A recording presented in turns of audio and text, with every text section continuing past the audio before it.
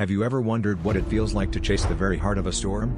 In the spring of 2013, veteran storm chaser Tim Samaras and his team embarked on a mission to capture the elusive dynamics of a tornado in El Reno, Oklahoma.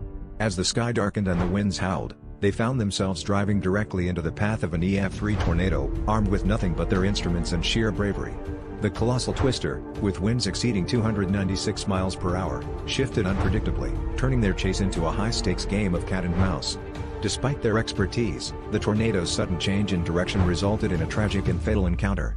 This lesser-known event underscores the perilous nature of storm chasing, where the quest for critical data often dances on the razor's edge of life and death.